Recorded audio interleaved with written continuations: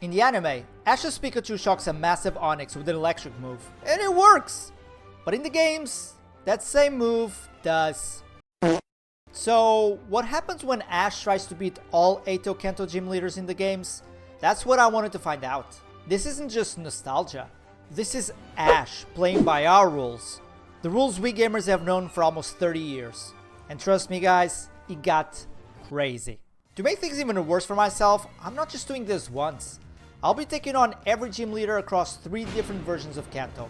The originals, the remakes, and Let's Go Pikachu, because they do differ quite a lot. For Gen 1, I'll be playing through Yellow since it differs so much from Red and Blue, and because the remakes are based on those specific games, it would be kinda redundant to play them twice. The rules are pretty simple. Use the exact same Pokemon Ash used for each gym, no matter how bad they were. No items in battle, no EV training, only level up moves, and a level cap based on the gym leader's strongest Pokemon. All in all, making it as hard as possible. Seriously, why do I do this to myself? Ash's team is locked in, the rules are brutal, and our first stop is Pewter City Gym.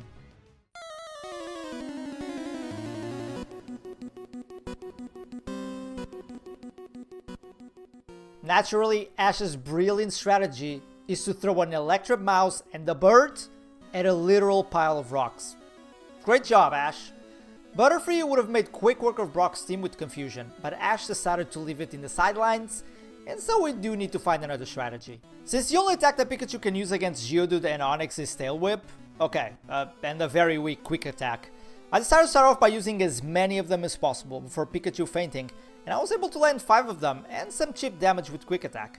Once Pidgeotto was out, I was able to dispatch the Geodude with only 2 gusts while losing minimal HP. But this is where things got a lot worse. Onix was out, and there wasn't much Pidgeotto could do. I started off by using 6 sand attacks on Onix while it just wasted turns. And that's when I realized how easy this fight would actually be. Bite was super easy to avoid, just by using a non-attacking move like Sand Attack. Not only that, but Tackle and Bind are really weak attacks, and with Onix's base attack stat being only 45, you really can't expect to take a lot of damage from it. If you add that to its lowered accuracy, it was just a matter of time. A long time, until we beat Onix and we acquired our first badge. This was a very surprising start for me, but it did make sense since our opponents didn't have any rock-type moves to use against Pidgeotto. Meanwhile, over in Fire Red and Leaf Green, Brock's team is almost the same, just 2 levels higher, and with a few nasty new moves, completely changes the fight. I started off with the same strategy with Pikachu, only to see Geodude negating it with Defense Curl. He didn't always use it, but I still had to keep spamming it until I fainted. Fun fact, you can't zap Geodude or Onix with electric moves, but thanks to static, you can still paralyze them. Probably the closest we'll ever get to shocking a rock like in the anime. Geodude was not the real problem. I was even able to defeat it with Pikachu when I got lucky enough with the paralysis. But Onix was a different beast altogether, thanks to Rock Tomb. No matter what I did, Pidgeotto was always too shot by it. But there was still hope. I just needed to use 6 sand attacks and be lucky enough to have Onix miss all 10 Rock Tombs in a row. But that was easier said than done. I fought Brock for over an hour. One entire painful, miserable, soul-draining hour. Until finally, by some miracle, we actually won. Meanwhile, over in Let's Go Pikachu, you'd expect things to be even tougher, right? Maybe even take over 10 hours to win? Well...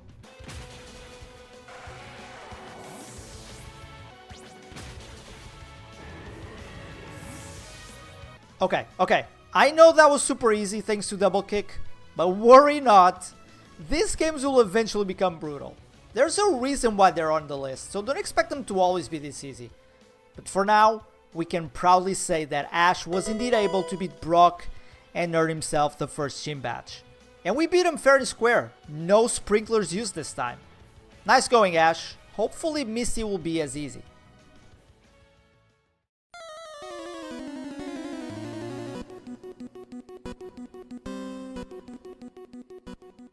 I know I've been harsh on the choices Ash made for Brock, but this time he did try to use Pikachu to fight Misty. Pikachu just didn't want to fight.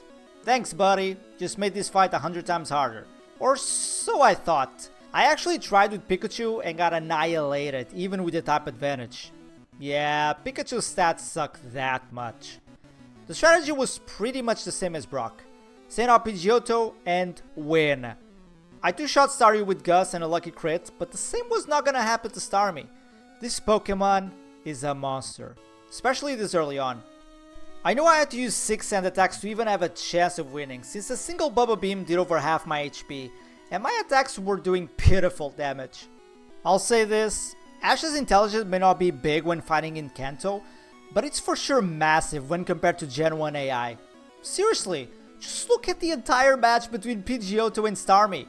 Aside from the misses because of the sand attack, he wasted so many turns using Harden and X items, he could have faded my Pidgeotto 5 times over in the meantime. And that was enough to beat Misty on my first try, just like Brock. I didn't even have the chance to try out Butterfree, but that was about to change. Because up next is Fire Red and Leaf Green, and just like last time, the new moves changed everything. Trainers can now use potions. Unfair, right? Well, that's not even all. Staryu and Starmie now both had Recover, which made it that much harder to beat. And on top of that, they now had Water Pulse, which is not only a stab 60 power move, it also has 20% chance to confuse the opponent. Now, I know what you're thinking, just use Sand Attack again, same strategy. But unfortunately, Starmie has Swift, a move that never misses. Yikes. I now knew it was time to craft a completely new strategy, and I knew Butterfree was going to be the MVP on this match.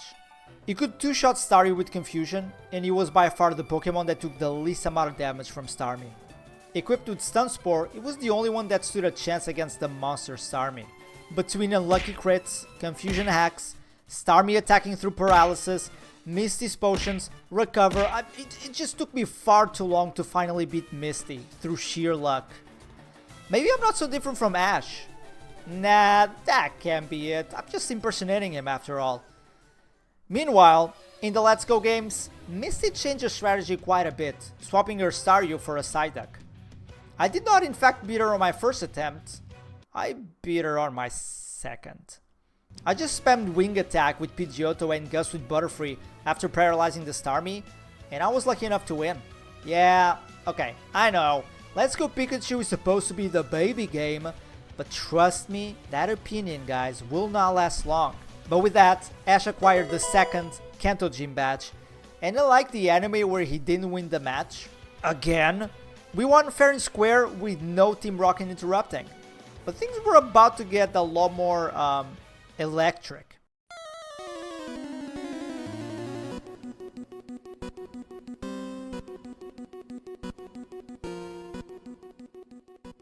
Have you ever gotten one shot so hard, you questioning your entire existence? And don't get me wrong, I'm not even talking about Lieutenant Surge. I'm talking about the amazing puzzle inside the gym. That alone took me longer than the freaking match itself. Sorry if I made you guys recall some dark past, but moving on. Ash actually caught all 3 starters in between gyms, but Pikachu was the only Pokemon he actually used. Unfortunately for us, not only did Pikachu refuse to evolve, we also didn't have agility to bail us out like the anime. Not that it would have helped much anyway. Just like the anime, Raichu's stats were just way too much for Pikachu to deal with, and I would only survive a maximum of 3 turns if there were no crits. But the strategy was simple. Use as many double teams as possible while evading most of the attacks, and then finish it off with Slam. You can actually paralyze electric Pokemon with Thunder Wave, but that ended up being completely useless. The moment I realized I could have just two-shot Raichu with Slam. Yeah, kind of anticlimactic. But our very easy time was about to end as we moved to Fire Red, Leaf Green. Lieutenant Surge's team now had an additional 2 Pokemon. Our previous strategy was completely useless since Voltorb had Shockwave, an attack that never misses. On top of that, Sonic Boom and Screech were also very nasty attacks. Things were not looking up for us. After a few attempts, I figured out the best strategy was just use Slam against Voltorb and Pikachu, since they would go down in 3 attacks total, and since I could take care of Raichu with 3 Slams, I would just need to survive 6 turns in total to win. I also tried to paralyze Raichu with Thunder Wave, and although useful, I would always be forced to do it twice since Surge always healed the first one with a full heal. It also didn't help that I would enter the fight with Raichu paralyzed 50% of the time because of Pikachu's static. All in all, everything had to go in my favor. And after over 2 hours and 50 attempts, the stars finally aligned, and a paralyzed Raichu was finally defeated. This was by far the toughest fight yet on the challenge, and I was hoping to get a breather in Let's Go games, you know, as usual. However, this wasn't going to be the case. With an identical team except for Magnemite, these games were finally about to get much harder. I started off by dispatching Voltorb with 2 slams, same strategy. With Magnemite, I started off by using a couple of double teams just so I could evade more attacks against it than Raichu, and finish it off with Thunderbolt since it resisted Slam. But more often than not, I'd lose so much HP between Voltorb and Magnemite that Pikachu wouldn't even make it to Raichu. But the times Pikachu did survive, I only needed 3 turns to finish the match. This ended up being insane. I was left in the red with Magnemite after using 3 double teams. And not only did I avoid every single attack from Magnemite, I also did the same for Raichu and finished it off with a critical hit. Now that was awesome. Or lucky, however you want to look at it. For the first time in the anime, Ash got a badge fair and square, and we did just the same. But the storm isn't over yet, because Erika's gym is where things would really start to bloom into a nightmare.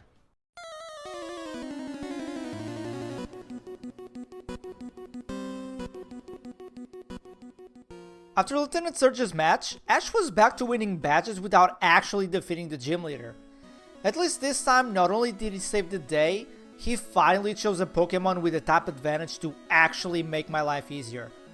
Or so I thought. Since we are already going against mostly fully evolved Pokemon at this stage, the fact that our Pokemon was still a Charmander really did make this fight a nightmare. And the fact that my only fire move was Ember didn't help much either. I needed a whole 4 Embers to take out Erika's first Pokemon, and I needed even more to take down Weepinbell, even with a type advantage. I knew things were about to get extremely hard. I did get to her last Pokemon Vileplume on my first try, but was no match for it. But it gave me some insight into what I needed to do. I quickly restarted the match, but this time I started off with Pikachu. I paralyzed Tangela, did a couple of double teams, and started going wild on it. It quickly went down. Same strategy for Weepinbell. 2 turns, it was gone. And with only 16 HP, I was able to sweep Erika's entire team with our cute little Pikachu. This went way better than I could have hoped. But if you recall, I did say this match was a nightmare, and this is where Fire Red Leaf Green comes in. Erika's team was identical to Yellow, except for some of the moves and much lower levels. At the time I thought I would just have an easy time as well, but I was about to be stuck on this match for quite a while. I decided to try out Charmander first, and that was actually a smart move. Back in Gen 1, Special Defense and Special Attack were combined into a single stat called Special, and Pokemon like Tangela really got a huge benefit from it since back then they had a special of 100, and therefore they would take very little damage from Ember. In Gen 3 however, and since the special split had already taken place, Tangela now had a whopping 40 special defense. That's why I could easily one-shot it in these games. That doesn't mean this was easy. Vileplume was a beast, and between paralysis, poison, and the other annoying things like hyper potions, I could rarely make it to Vileplume with decent HP. I did still have Pikachu and Bulbasaur, but they were always easily defeated. After quite a few tries, I finally managed to be very lucky and got to our last Pokemon with full HP, only to get completely swept. I did go back to the Pokemon Yellow strategy, but it didn't work as well. I was about to give up after over 1 hour of attempts, but something very strange happened. Even though I got Vileplume in the red multiple times, Erika never used the potion, and with my finally Pokemon barely holding on, and a lot of luck, I was finally able to beat Erika. What a match. This was truly a time to celebrate. Or so I thought. But we still had Let's Go Pikachu to beat, and it was for sure not getting any easier. Exact same team, but with much stronger moves like Moonblast and Poison Jab. Things actually started off pretty good. I was able to defeat Tangela and Weepinbell, and when it was time for Vileplume, I was able to paralyze it with Thunder Wave. Problem was, Pikachu faded much too quickly, and Bulbasaur just couldn't do enough damage to outlast Vileplume. At this point, Charmander did have Fire Spin and even Dragon Rage, but Ember was still the way to go in terms of raw damage, even if Fire Spin could potentially defeat it faster. There wasn't any new strategy left. I just had to keep going until something gave in, or until I gave up. But those of you who have been watching me for long enough know that I don't know what that word means, so I just smashed my head on the wall over and over until I won. And my Charmander found that so inspiring that he got rid of its sleep status for me, and that was all the luck I needed. I proceeded to defeat Tangela without losing a single HP. For Weeping Bell, Pikachu came in for the paralysis. Bulbasaur chipped away until he fainted, and Charmander, still at full HP, cleaned up the rest. When Vileplume came out, I did the exact same thing. Paralysis, as much damage as possible, and even with the annoying Mega Drain, we were finally able to finish it off with Charmander. With Erika finally behind us, it felt like a huge victory. But deep down, I knew the real challenge was just beginning. Halfway through, and our baby Pokemon were about to face the fully evolved world, and the gap just kept on getting bigger. This video was brought to you by... What? What do you mean we don't have any sponsors? How many subs do we need for... 1,000? Oh. Well, if you watched it this far, make sure to subscribe so I don't look like an idiot next time. And hey, if this video gets 500 likes, I'll do a Johto version in the future. Alright, back to the video. Second half of Gym Leaders. Hope you guys are ready to watch me suffer. Koga, the 5th Gym Leader, and the beginning of our downfall.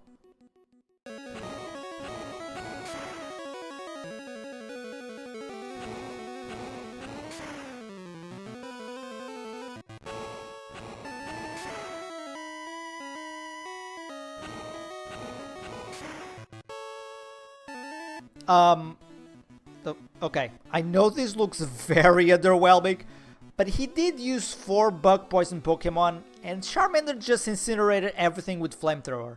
But Yellow is always the easy one. I'm sure Fire Red and Leaf Green will be much tougher.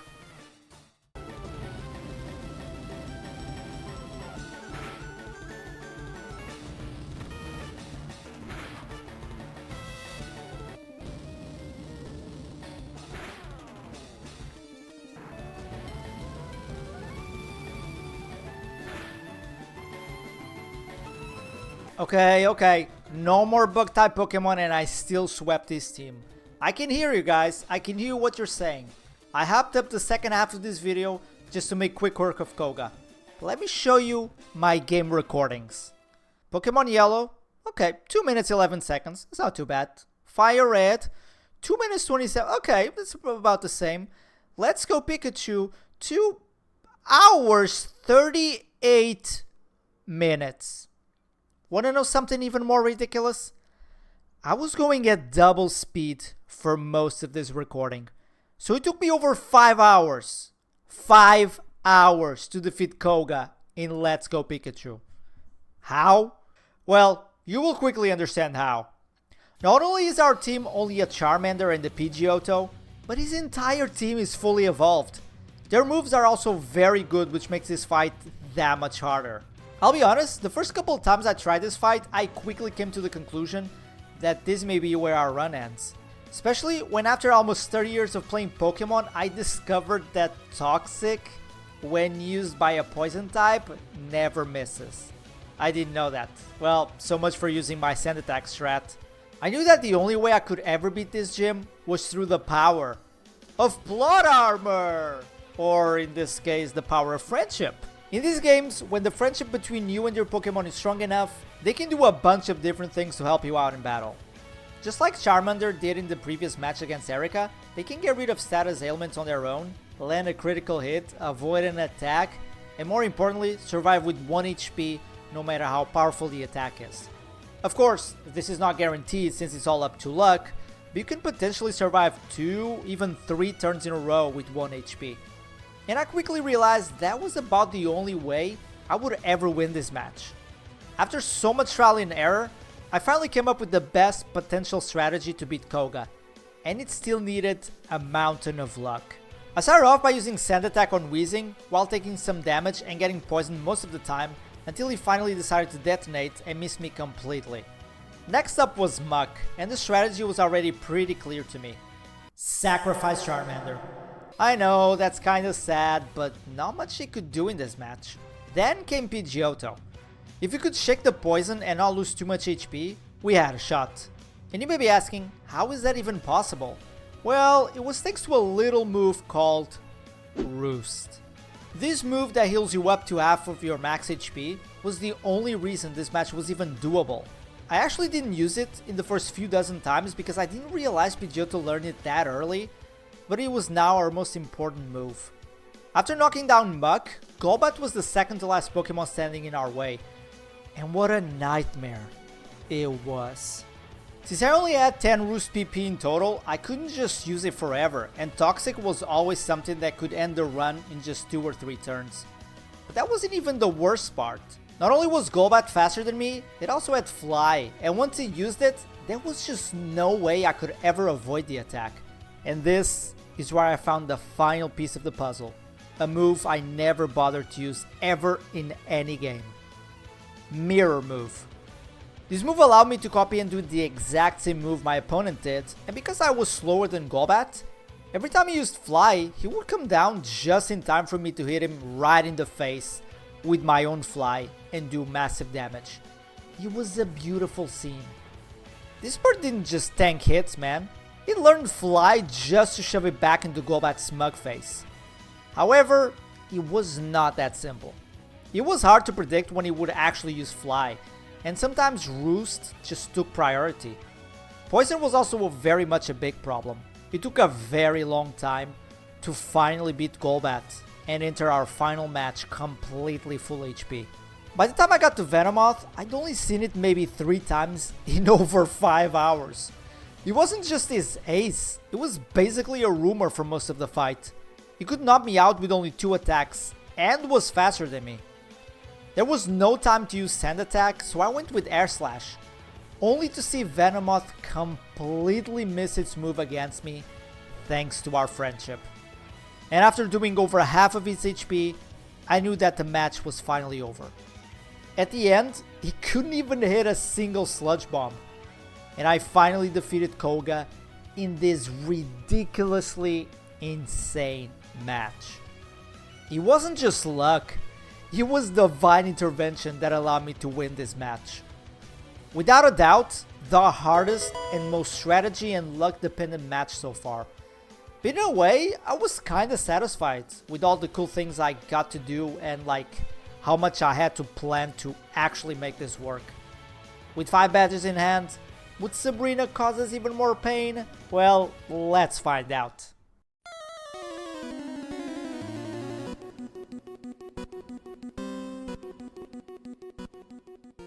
This match is probably my favorite one in the anime, but not because of how bad Ash beats Sabrina. I mean, we all know he didn't. But because we get to see how derpy Hunter is, it's just pure gold. However, that same strategy that broke Sabrina will not work here, as we once again are left with only Pikachu to defeat her entire team. And unlike the anime, it's not just one Pokemon. By now, you probably understand that no matter how tough a gym may seem, Pokemon Yellow is here to ease our way into it. And this time was really no exception. In fact, it was more than ever. This was by far the easiest gym to exploit our double team strategy, since our Abra only had Teleport and Flash. Yeah, Gym 6, level 50 with Teleport and Flash. It's a big step up from the scary Sabrina from the anime, that's for sure. Flash was supposed to be a bit annoying, but by the time I did 6 double teams, the fight was already over and done with. Not a single point of HP was lost thanks to all the evasiveness and paralysis. It also didn't help that the almighty Alakazam, one of the best in Gen 1, was stuck using Recover when he was full HP. Great job, you guys. But I was not celebrating yet, far from it. Because as I look at Sabrina's team in Fire Red Leaf Green, my entire soul shrank into dust the moment my eyes met with the move Future Sight. This move, when used, will do damage to the opponent in 2 turns, and no amount of evasiveness can possibly help us dodge it. Not only that, her entire team was obviously much better than in yellow, with some nasty moves that would just make my life a living nightmare. Still, after just a handful of tries, I started to understand what needed to be done in order to win this fight. Since only Kadabra and Alakazam knew Future Sight, I started the match by using Slam on the Kadabra, and luckily for me, if I got a high roll, I would just straight up one-shot this menace. Next up was Mr. Mime. I'll be honest, I never really had any positive or negative emotions toward this Pokemon, but the moment I realized it set up screens just to baton pass the Venomoth, I knew that I was gonna start hating this little guy. And boy was I right. Even after paralyzing it, it would always be able to either baton pass or just straight up destroy me with Psybeam after a Calm Mind. Did I ever mention how bad Pikachu is? Nope. Okay. It felt like hours just flew by without me making much progress. Seeing Sabrina beat my ass over and over again, and staring at me, laughing every time he used a forbidden potion. But it actually wasn't that bad. After another 20 tries or so, I finally got the break I needed, avoiding every single attack thanks to the paralysis, and defeated Mr. Mime and even Venomoth. It was the first time I actually got to Alakazam after over 30 minutes of battling. Full HP too. And how? How was I supposed to beat this beast? I took a deep breath.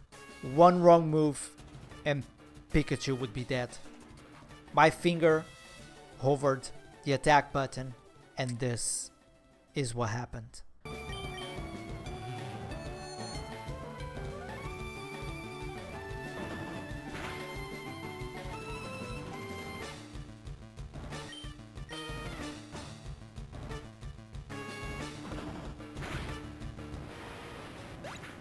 I don't know what happened.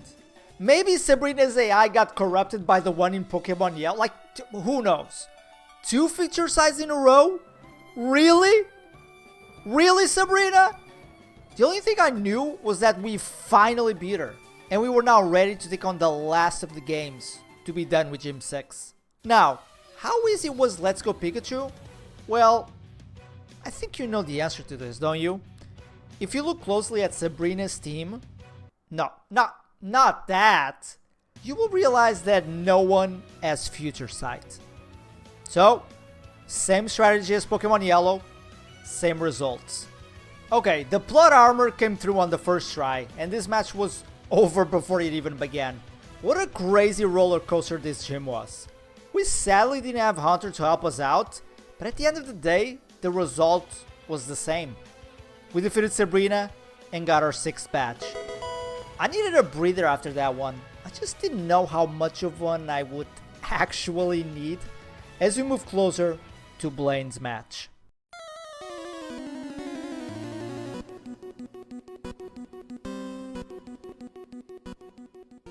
Aim for the horn! This will forever be the biggest meme in Pokemon anime history, but just like against Brock, I couldn't even take advantage of it. I had a burning passion going into this fight, no pun intended, and was very optimistic since we had quite a few Pokemon this time to choose from. Or so I thought. In the anime, the match is divided into 2 parts, and it wouldn't be a dragon video if I didn't choose the hardest one. They do call that masochism in some parts of the world, but, well, Ash did fight in a freaking active volcano, so, you know, can't beat him. At least, we finally had a fully evolved Pokemon with pretty decent moves that resist the opponent's typing. What could possibly go wrong? Pokemon Yellow has always been the easiest one, but not this time. We finally had something big going against us.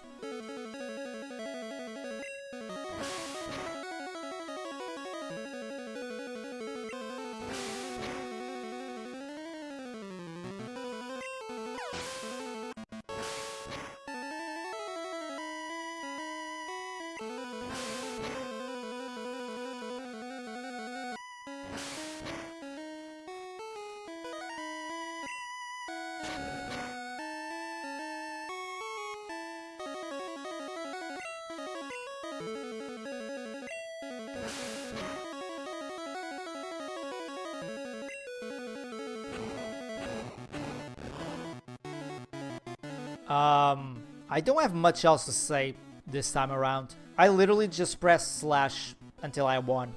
At least my Charizard actually listened, you know, unlike Ash's. Mine didn't nap mid-battle either. It is worth mentioning that the reason slash crit every single time was because of the way critical hits are calculated in Gen 1.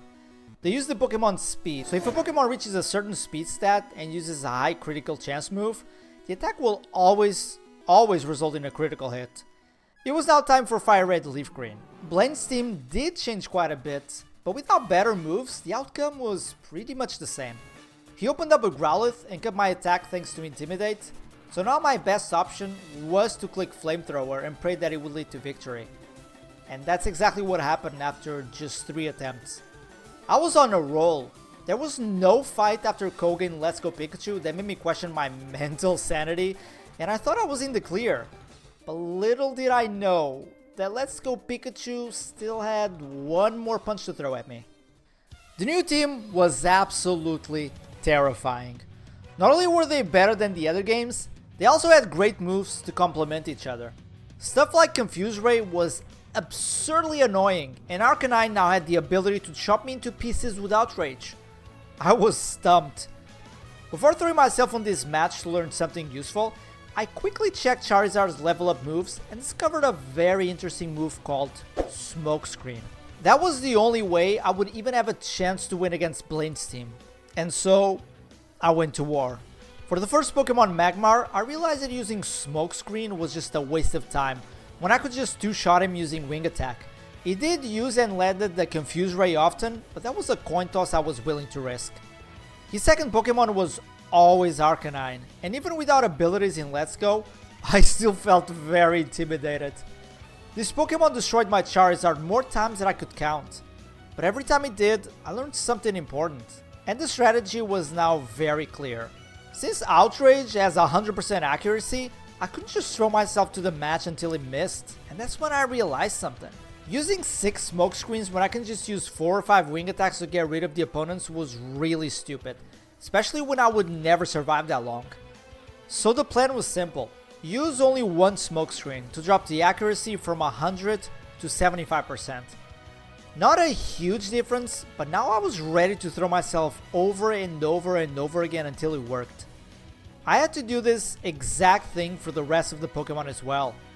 After about 30 minutes, I finally beat Arcanine for the first time, only to lose to a Quick Attack. This still happened multiple times over the course of another hour, but the strategy didn't change. And with the massive string of luck, I finally survived the fight against Rapidash and only had 9 tails left. Can you guess what happened? After a total of 9 attacks missed, I finally beat Blaine. I could finally see the light at the end of the tunnel, and I couldn't be more excited. It was hard, but if Ash could do it in the anime, so could I. With Blaine down, there was only one thing left between me and total victory. Giovanni, the Team Rocket boss himself. 10 hours of recording, battle after battle, try after try, to finally get here, to the last batch of Kanto, against the biggest challenge yet. Jesse and James? Yeah, back in the anime, Giovanni leaves the gym with Mewtwo and assigns our beloved Jesse and James to be temporary gym leaders. The fight is pretty interesting since the pain the Pokemon feels actually gets transferred into the trainer.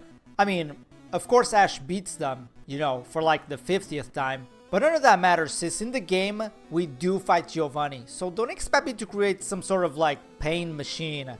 I was here for the final gym fight. This is the match where Ash used the most amount of Pokemon, but that doesn't mean it was going to be easy, since our base stat total paled in comparison. It's actually surprising to get all the way to the 50s and never evolving. My game plan was as simple as it comes. Use Squirtle to destroy Giovanni's entire team. Since he learned Hydro Pump, I just needed to be lucky enough to hit all of them. I switched to Pidgeotto to easily defeat Persian, and Nidoqueen was our next Hydro Pump victim.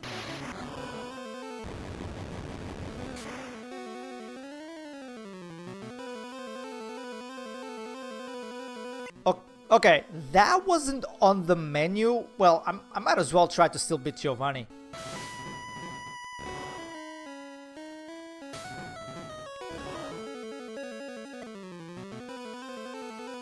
After one-shotting Rhydon, the match was over. As anticlimactic as it was, I still think that the only reason I won on my first try was the pure stupidity of the AI. I was sure the last badge would get much harder as we moved to Fire Red Leaf Green. Not only did he swap Persian for a Rhyhorn, his entire team now had Earthquake and just better moves overall. I knew it wouldn't be as easy. I started off the same way as usual, one-shotting, Rhyhorn, and Duck Trio.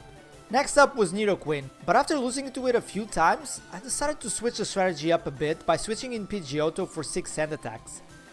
It worked beautifully. Well, almost.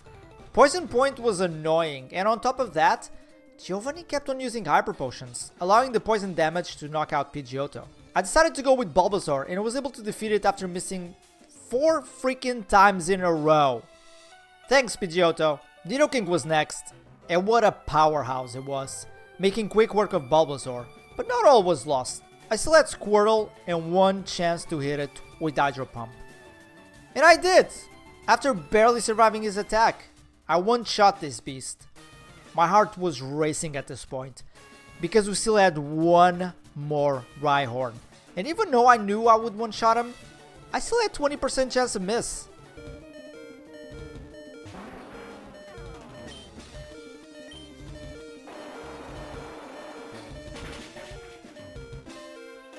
It was done. I beat all gym leaders in every game. Well, except for Let's Go Pikachu. Our journey was almost over.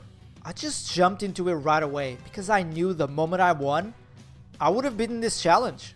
I gave one last look at Giovanni's new team and decided to give it a try just to get a feel for the match. Well, it didn't go so well. I got destroyed. Not only was Squirrel not able to one-shot Duck Trio, the rest of the team was done in a couple of turns. I quickly realized that starting off the match with Squirrel was a mistake. And since Pidgeotto couldn't get hit by Earthquake, I decided to give it a try. I knew my strategy of Sand Attack and Roost would be super useful here, allowing me to beat Duck Trio while keeping almost all my HP. With Pidgeotto now on the field, Giovanni always went for Rhydon next, which was very good news for my Squirrel, since I could one-shot it if I survive and hit the Hydro Pump. I did lose to it quite a few times, but I knew that was the right strategy. There was only the Nidos left, and this is where most of my struggles took place. I couldn't just do massive damage to them with any of my Pokemon, so I had to chip away their HP slowly. I sent out Pidgeotto and used the exact same strategy as with Duck Trio, but it was much harder to execute. It took me quite a few tries, but I finally beat Nidoking after a critical hit that poisoned me. I was kinda stressed out because of the poison, since it would mean that unless I got super lucky and my Pidgeotto got rid of it, I would just be dying next turn. But I still didn't give up. I still had 2 more Pokemon to face his final one. Since Pidgeotto didn't get rid of the poison, I decided that the one attack it should use was a Sand Attack, because that could end up saving us down the line. And down it went. I know I said I had 2 more Pokemon, but since the other one was Pikachu that went down to only 1 attack, especially if it was a Earthquake, I might as well say I only had Bulbasaur left. And so, the last 1v1 of the challenge was upon us. Bulbasaur versus Nidoqueen. I knew for sure that going head to head with this fella would result in me losing this fight rather quickly, so I came up with a plan mid-battle. I would use Sleep Powder to put it to sleep and Leech Seed to absorb some of its HP every turn. Now here's the important thing I realized. Since I was slower than Nidoqueen, if he woke up, I would have to take a hit, attack, take another hit before I could put it to sleep again. But if I just spam Sleep Powder, eventually it would wake up, attack me once, and fall back to sleep. And that would have been an amazing strategy if I did miss the Sleep Powder right after he woke up. Without the Leech Seed heal, I would have lost this turn, and the match would have been over. I thankfully hit the next Sleep Powder. This was not the end of it though, since before healing half of my HP, it woke up. And that amazing timed Sand Attack from Pidgeotto from before made it completely miss its Earthquake, and finally dropping to their knees, as I finally beat Giovanni in Let's Go Pikachu. What an amazing way to end this challenge. Full of strategy, lots of luck, and even without Pikachu, Yeah, take that, Ash. Why didn't you try that one? The last of the badges was ours, and the challenge was over. So the question was, can Ash beat the Kanto gym leaders in the games? Well, kinda.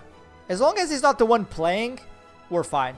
If he was the one giving orders, I'd be scared for my life. Anyway guys, thank you so much for watching. This was a massive project, and I've got more challenges like this coming up, so hit subscribe if you liked it, and I'll see you all next time.